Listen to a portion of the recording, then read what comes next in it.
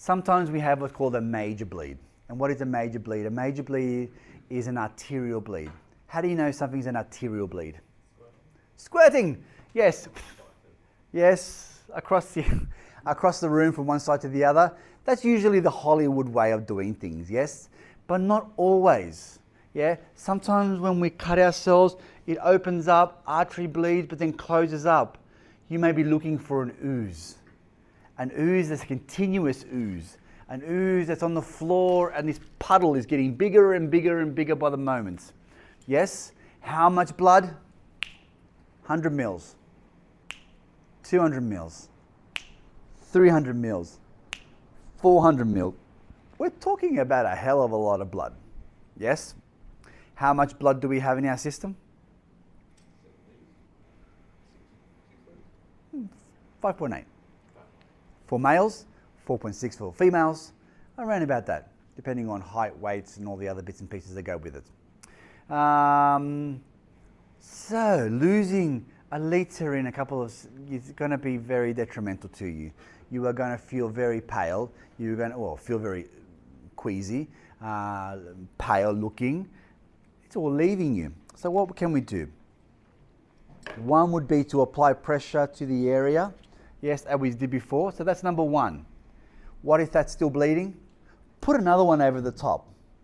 But what about if they've gone swimming and decided to be a little bit of shark bait, and now we're bleeding a lot? Yes, we can stop the bleeding here, but we're also going to have to stop it from up here, from the mains, yeah?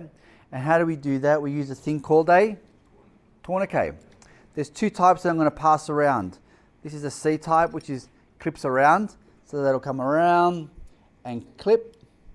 This is better when someone's holding here and we don't have to let go to put the strap on, yes? Clip around, tighten, tighten, tighten, and we use a thing called high and tight. As high as possible and as tight as possible, because then we're going to spin until the bleeding stops and hook in. That's one variety of the clips, yeah? I haven't done it tight because it's very difficult to take off.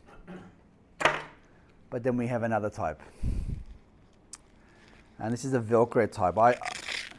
I like this one because it's much easier to apply. So we're putting it on. Now once again, high and tight, but this little pinch point in here, make sure that's on the outside of the body. And we're going to go firm. Is that tight? Yeah, that is. Yeah. Tight, yeah. So then we're going to go, let me just take this off. So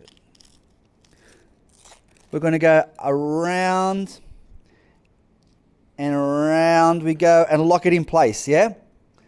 Is that very tight? Yeah, very tight. Very tight. Is your circulation cutting off a little bit there? No, it doesn't feel like it. It should stop the circulation. That's what we're trying to do. We're stopping the circulation and we've locked it in place. Now, really important, we look at our watch and go 20 past, and I'm going to write 20 past 3 on his head in Texter so we can make sure that he knows what's happening. At this time, we're not going to release it. Yeah, this can stay on for up to 2 hours. Not a problem. At the 2 hour mark, we're going to change the situation because different drugs for different clotting aspects. So when it clots, yeah, we don't want to release it and let all the clots go back into the brain, yeah? So, but we still want to save the person. A major blood loss is not going to be great for you. Look, we always, I look after the 4 Bs. So the breathing aspects is most important, then bleeding, and then bones, and then burns, the 4 Bs. But sometimes the second B, the bleeding, supersedes the breathing. There's no use in doing CPR on somebody when the blood's going to be squirting out the limbs, yeah? So we're going to make sure that we can stop the bleeding here first before I start doing compressions on his chest. And that's why I like this one, it comes off easy.